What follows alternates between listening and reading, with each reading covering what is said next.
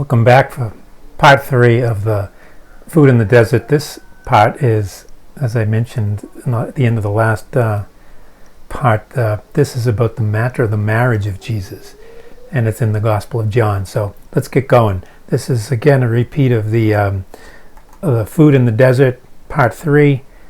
We're walking still in the desert, and there's a lot of these opportunities to find food in the Gospels. Here, just a quick review from the last time is the witnesses from the experience of the life and then the death and the resurrection of Jesus. These people have this experience, this treasure. They're not sure what to do with it, and then Pentecost comes and suddenly there's a spirit inside of them that gives them a pathway to go, and they begin to spread out, and they begin to extend to different parts in mostly the civilized world, growing, spreading with this experience, this testimony. Others catch this, communities begin to grow, and within those communities as well, eventually writings begin to show up. Eventually there are more writings in communities. Those are growing while the number of the original witnesses is coming down, and it gets to a tipping point and a decisive moment, moments where it's decided to bring these together, in a sense the communities, but in a sense as well the writings. And you have people who lead these efforts that are teaming up with, or sometimes are themselves, these original witnesses to complete this gathering before all of the original witnesses are gone and passed away. So this is the two sort of movements. One is the going out and the sowing, and then afterwards is the harvest, as the churches and the communities are kind of harvested together, and the writings are harvested together by different people, and the writings are gathered together and arranged together, and new material is added by each author as well, their own experience and in the way that they knit it together to deliver their own message. And that's a quick review over this way that these writings, which are going to be the four Gospels, this is how that the four Gospels have come together. And, reviewing again, there is the divine author, the Holy Spirit, and there's the human author for each one of these Gospels, and each one then, when we listen to the human author and what the human author has done and the way they've integrated these stories together, the ones they've chosen and how they've added in their own, there's a message and there's a treasure in that to find, and that's our food. So again, each gospel account has to then be read separately, and by reading each one separately, what we're doing is we're seeing just how each author has arranged these stories together and added in their own, and what is the message that each one wants to say. And it's through that message, by taking them each one at their own voice, each respecting each one as to what each wants to say, that eventually this mystery, which is the real story, which we don't know, it begins to become revealed to us in certain ways, and we approach it from different directions, and that's how we're going to make contact with the real person of Jesus and the real story behind his life. So the Gospel of Matthew, Mark, Luke, and John are different. Matthew, Mark, and Luke are drawing a lot on the same sources. Mark is sort of maybe the first one that's thought, and sort of has his own trailblazing stories, and later Matthew and Luke include Mark for the most part in theirs, and then they each include different things as well. John is a bit of a different story. John has not really using the texts that are you see in Matthew, Mark, and Luke. Excuse me. So we're going to do something in John today. And one of the effects of looking at John is, unlike Matthew, Mark, and Luke, you don't have a lot of comparing, because comparing between Matthew, Mark, and Luke helps to identify some of the clues. And again, so each evangelist has his own message, and instead of listening to each evangelist separately, this is kind of a key point. And we've used comparison between Matthew, Mark, and Luke. They're called the synoptic gospels, and so drawing on similar sources, comparing helps us to catch some clues. But even though John does not have another gospel to compare with to try to sift out the clues, they're still there. So today we're going to look at seeing if we can find a clue. Now, something I've picked up on in my own reflection, I'll share it today. This is now an example, a second example after the part 2 of finding these clues and seeing how they make connections, and then it shows how the gospel was knit together, how it was sewn together. And this gives us insight into the author's message. What is the message that's coming forth? And particularly, when we do this, we see, I like to, there are different bones in the body, and they all have value. But there is a spinal, the vertebrae that goes up and protects the spinal column. And, we may discover interpretations that are great, kind of like ribs or other bones in the body that come together and form this sort of what's going on in these Gospels. But what we look to tap into here when we're seeing how the Gospel is knit together by these kind of clues, and in these cases we're starting with some real primary ones. We're seeing like the vertebrae. We're seeing the backbone, the principal message that the author's trying to make. Okay. So, let's see. Are we going to find a clue that shows up in 2 places that allows us to see the stitching, the connecting between. And of course, that's how it goes, and maybe we'll look for another one.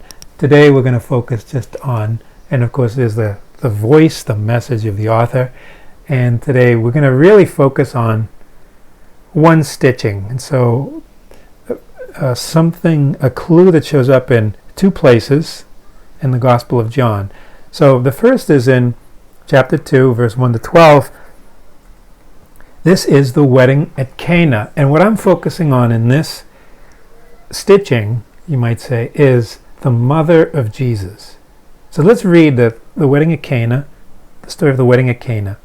On the 3rd day there was a wedding in Cana in Galilee, and the mother of Jesus was there. Jesus and his disciples were also invited to the wedding. When the wine ran short, the mother of Jesus said to him, "They have no wine." And Jesus said to her, "Woman, how does your concern affect me? My hour is not yet come." His mother said to the servers, "Do whatever he tells you." Now there were 6 stone water jars there for Jewish ceremonial washings, each holding 20 to 30 gallons. Jesus told them, "Fill the jars with water." So they filled them to the brim. Then he told them, Draw some out now and take it to the head waiter." So they took it. And when the head waiter tasted the water that had become wine, without knowing where it came from, although the servers who had drawn the water knew, the head waiter called the bridegroom and said to him, "Everyone serves good wine first, and then when people have drunk freely, an inferior one. But you have kept the good wine until now." Jesus did this as the beginning of his signs in Cana in Galilee, and so revealed his glory, and his disciples began to believe in him. After this, he and his mother, his brothers, and his disciples went down to Capernaum and stayed there only a few days. So this is a passage we're going to come back to, but I just want to note this person, the mother of Jesus, is mentioned 1, 2, 3, 4 times in this passage. Now she's not mentioned at all in the rest of the entire Gospel of John, except in one other place. And this is in the seeking. See, this is the thing, is noticing, hey, the mother of Jesus, that's a character, a personality in the gospel, and well, why is she there at the wedding, and what does that have to do? Questions come up, and those questions of, that make us wonder about the connection. What does the mother of Jesus have to do with a wedding, and why is Jesus there, and the disciples, and so I want to suggest that there's been a lot of ink spilled on that story, and what we're doing here is we're going to put all of that aside and away. We just want to listen to what the Gospel of John wants to say. So, and this is always a challenge.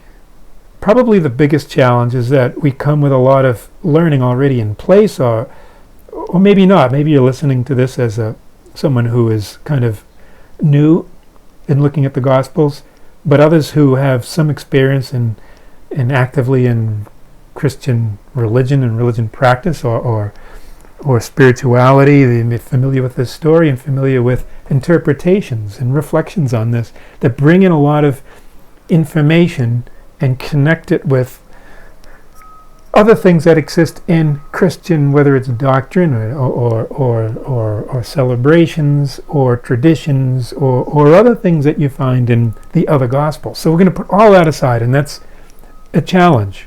But if we do it, we're going to catch something, the real food that's inside the Gospel. So the question is a person, coming across something that catches their attention. Why is this person here? There's something going on here, and I need to look and find what this connection, where else does this person show up, because there's some connection that the author is insinuating behind this personality. So this is the idea, as we said before, to ask, it'll be given to you, seek, and you'll find, knock, and we look for the other clue. For everyone who asks receives, the one who seeks finds, and to the one who knocks the door will be open. Now with the computer and resources in the internet, we're able to do quick searches, and so when we look and find, there's another instance, the only other instance, and this is kind of the effect is that there's only one other place where the mother of Jesus shows up in the Gospel of John, and that is in chapter 19, and it's at the foot of the cross. This is John chapter 19. We're going to go through it now, and again, this is to go through and allow you to see this, and hopefully it gives you an opportunity to spend time in your own meditation and chewing. So we've got the crucifixion of Jesus, and standing by the cross of Jesus were his mother. So here is the other location of our major clue person here, which is the mother of Jesus. And again, his mother's sister, Mary, the wife of Clopas, and Mary of Magdala. When Jesus saw his mother again, and the disciple there whom he loved. So now what I'm going to do is I'm going to start to see other of the stitching points between these two. So the principal stitches between his mother, and we're going to see that there are other connections that are going on here that are making the lasso or the relationship between these two passages, and one gives light to the other. So the disciple there whom he loved. So now we see a theme, his mother and now disciple. If we look here back at the wedding of Cana, Jesus is with his disciples. So the disciple there whom he loved, he said to his mother, again, mother, woman, behold your son. Then he said to the disciple, again, behold your mother. And from that hour, the disciple, okay, hour is another word. So here's an important word, from that hour. Well, over here again, my hour has not yet come. So we see this connection of time. This is a moment that is being referenced in both. The disciple, again, disciple, took her into his home. Now, I didn't notice here in the first times, again, at the end of the wedding of Cana, after everything happens, Jesus did this at the beginning of the signs, and his disciples began to believe in him. And down here you see, afterwards, he and his mother, his brothers, which is all his family, and his disciples went down to Capernaum. the disciple took her now back to the crucifixion. So there's something, we're going to go back and reflect a little bit, but for now, let's keep going. After this, aware that everything was now finished, in order that the scripture might be fulfilled, Jesus said, I thirst. So now there's a time for drinking. I thirst. And if you notice back here, one of the fundamental elements of the wedding at Cana is this wine. So the wine ran short, and here they have no wine. So there's something about drinking. We started to make a connection between drinking and drinking wine. I thirst. There was a vessel filled with common wine. It would be vinegar or vino agrio. So they put a sponge soaked in wine. Okay, so here I also made the connection common wine and an inferior one. Okay, so there's something going on with this common wine, thirst, and this old wine, this inferior one, and the common wine. So they put a sponge soaked in wine, again, on a sprig of hyssop and put it up to his mouth. When Jesus had taken the wine, there's the drinking, he said, it is finished. So, again, it is finished. It's a moment. And this is connected with the hour that's going on here. We could say it extends the meaning a bit. These are the exact same words in the original Greek. And you find that these are the same words in the Greeks that are being used across here, the wine. But it is finished is also a moment. And bowing his head, he handed over the Spirit. And now, what continues? We're going to come back and look at, kind of piece this together. The blood and water. Now, since it was preparation day, in order that the bodies might not remain on the cross on the Sabbath, for the Sabbath day of that week was a solemn one, the Jews asked Pilate that their legs be broken and they be taken down. So the soldiers came and broke the legs of the first and then of the other one who was crucified with Jesus. But when they came to Jesus and saw that he was already dead, they did not break his legs, but one soldier thrust his lance into his side, and immediately blood and water. So blood, okay, I'm making this a darker purple. So now, and I'll explain why in a moment, when the head waiter tasted the water that had become wine. So there's a new wine that's showing up here. And here you see everyone serves good wine. So there's a new good wine as opposed to the old and the common or inferior old wine. But you have kept the good wine until now. So why am I making that connection with blood? Because that's not wine. But here's the key is, and water. So the blood is connected to the water. And the water is connected to the knee bone. No, I don't mean. The water is connected to the wine. So here, fill the jars with water, tasted the water that had become wine, and they had drawn the water. So water is connected directly right here. The water is connected with the new wine. And so now you've got here, water is connected to blood. So you make the logical connection as he's connecting the blood to the new wine. So the new wine is identified with the blood. By what? By way of the water. So here's the water that's connecting it. So that's why I've highlighted the blood and connecting it with the new wine is by way of the water. So this is, now I'm done sort of presenting these different clues, and you may have other insights too. But let's just look at, excuse me, let's just look at what is this story? Now we start to put these two together, what's happening. And I'm going to start off and I'm going to propose. Firstly, let's put this in the light of, this is a wedding at Cana, and this is the wedding at the foot of the cross. So who is getting married? Who's the groom? Who's the bride? And what's happening? Now, if this is, there's a lot of places to start here. Excuse me. But let's go through here, and let's put it in the context that the wedding the matrimony of Jesus happens in the crucifixion. Okay, let's see, does that play? And this is what the stitching of these two gets to. So on the third day, there was a wedding in Cana. The mother of Jesus was there. Jesus and his disciples were also invited to the wedding. So, see, who's Jesus going to marry? Jesus is going to marry, the idea is he's going to marry the community of disciples, which is the church. And so, Jesus and his disciples were at the wedding. That's to say that the boyfriend and the girlfriend, you might say, are together at this wedding. And the mother is there, mother of Jesus, mother of the boyfriend. So when the wine ran short, the mother of Jesus said to him, they have no wine. Now there's something, adding in a little bit of information, is the person responsible for the wine at a wedding is the groom. The groom is the person responsible.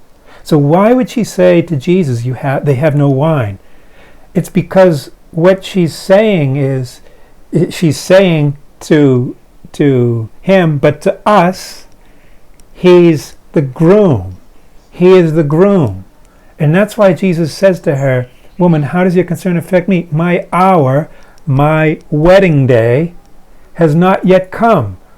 Which is to say, like, this isn't my wedding, And, like, it's kind of interesting because sometimes mothers when other people are getting married, mother of a guy who's got a girlfriend will be like, when are you getting married? When's your turn?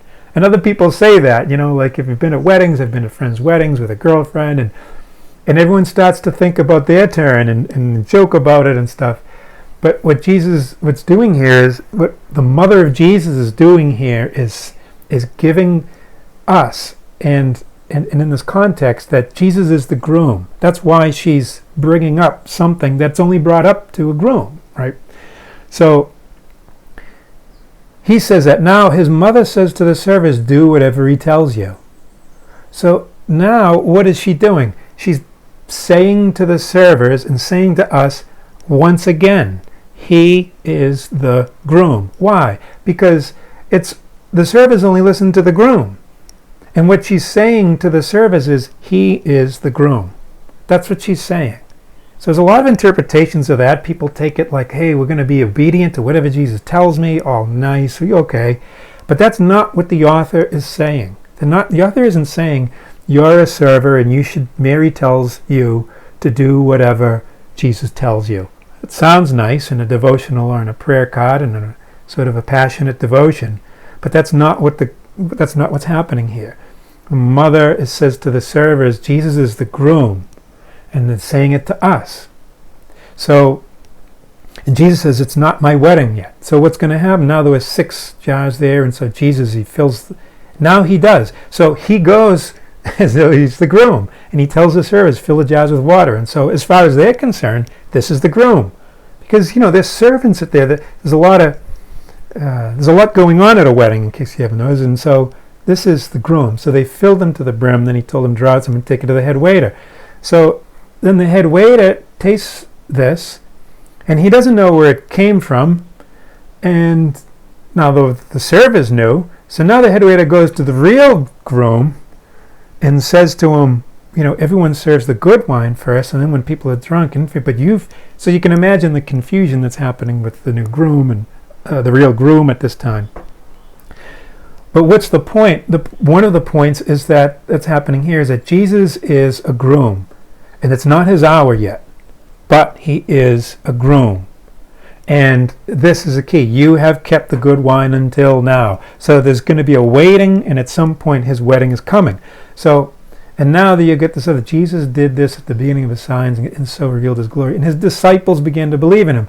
So, the girlfriend essentially is enamored with the boyfriend in a sense.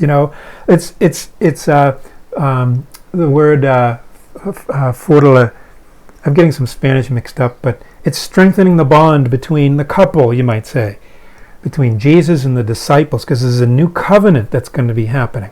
And by the way, marriage is mutual, right? So there's going to be a two-way relationship happening here. After this, he and his mother, his brothers, and his disciples went down to Capernaum and stayed there for a few days. Well, you see, Jesus and his family and the girlfriend. So you can see already there's this coming together. They're not family yet, right? But here is this, it's like a guy with his mother and his family and his girlfriend together, And so you've got this imagery of happening, that Jesus and the one he's betrothed to, he's going to be in this marriage, or this, we call it a covenant. His marriage is a symbol of it, and it's probably the most intimate symbol of the covenant. Okay, so now let's look at the other side here of the crucifixion. Now this is the wedding. This is the marriage that happens right now. Standing by the cross of Jesus were his mother. So this is the moment. His mother and his mother's sister, Mary, the wife of Clopas, and Mary of Magdala. It's almost like the the family at the wedding, when Jesus saw his mother and the disciple there whom he loved. So now, okay, how are you going to fit in the wedding ceremony? How are you going to fit in this marriage when the disciples are all gone? Well, you put in the disciple who he loved, and that's kind of he represents the church as bride. This disciple is representing the community of disciples in John's gospel in the role of the bride.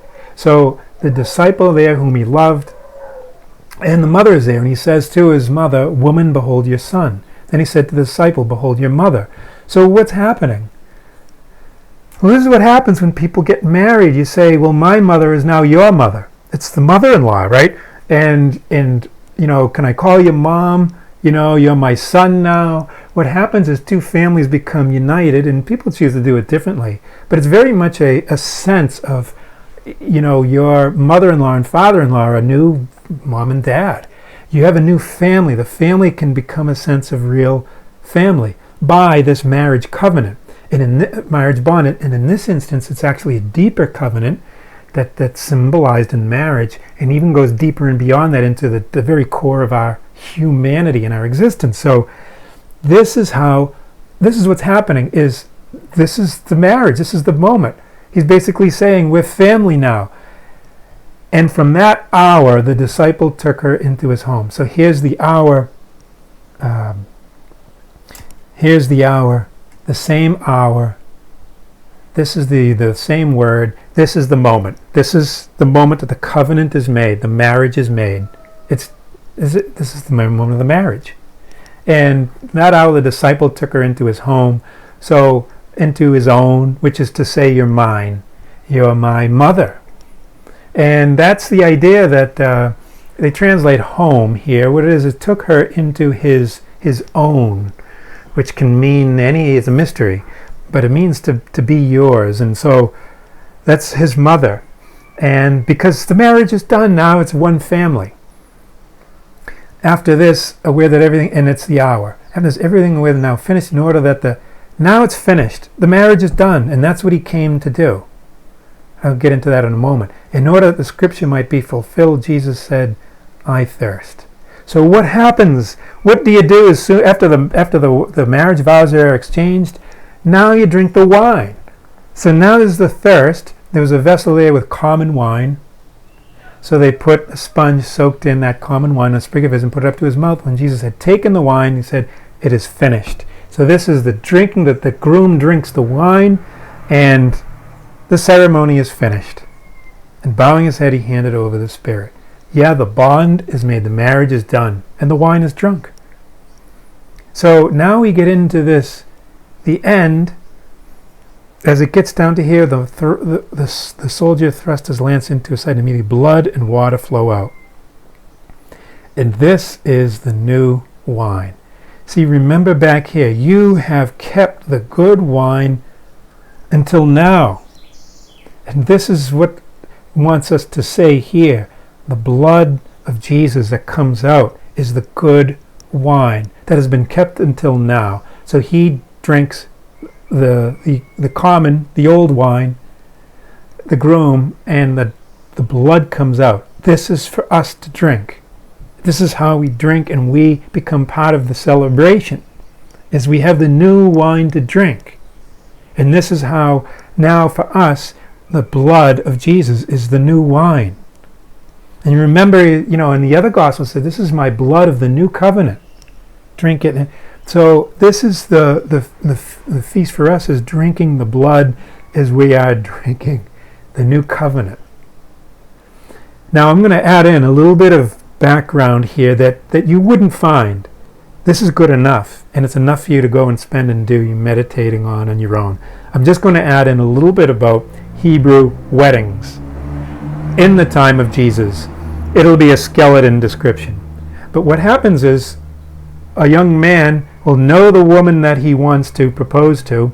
The young man lives in his father's house, and he'll go out from his father's house, and he'll come to the house of the woman that he wants to marry, and he'll bring with him money or something of value, be it animals, something of value. Why? Because he has to pay a price in order to marry the woman. He has to pay the family a price. So he goes and he pays the price in this seeking to be wed to the bride.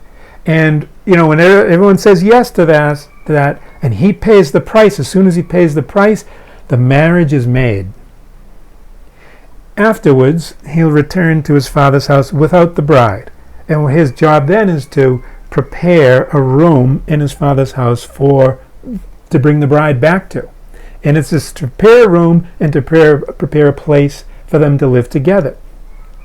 So he'll go back, he'll prepare the room, get the place ready, and at a time that he doesn't decide, but his father decides, he comes back to pick up the groom. At least a year of waiting. He comes back to pick up the bride. At least a year of waiting. So he'll come back at a time unknown to anyone, unknown even to him except his father, to come back, and it's this beautiful thing of the women waiting and not sure which of the guys are coming back, because they don't know at any time that people who are sort of engaged, when's yours coming? I don't know when mine's coming. But then he comes back and he comes to the house, and that's when he takes the bride and they go back to the father's house, and then there they have the final celebration in the wedding celebration. And the woman, so there's other steps to it. But that's the point. So you can see this unfolding here, and if you look at other parts of John's Gospel, you'll see the theme constantly of the wedding. And this is the backbone. This is the backbone, the vertebrae theme that's happening is how this marriage that Jesus is in is going to make all of us brothers and sisters of Jesus and sons and daughters of God and part of this family.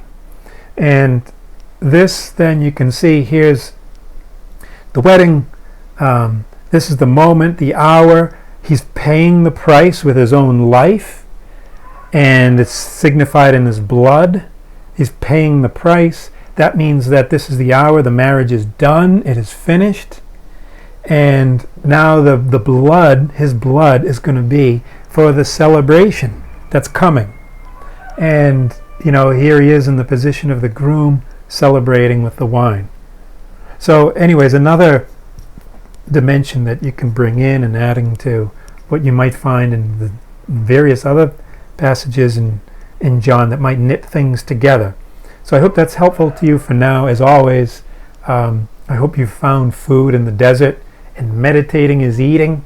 So I hope you can take time for yourself to be able to bring these two together. And I hope you find this something that gives you a lift in this time. Right now I'm recording this in the time of the quarantine of the coronavirus, but at any time that you're experiencing desert in life, that this might give you food. I hope at another time to put up, there are a few other possible great other stitchings that show up that get me excited. I'm always glad to share. So I hope maybe at some point I can put together some more sequential parts. So in the meantime, blessings to you, and I hope that again you found something to eat in this time in this presentation. So God bless. Bye.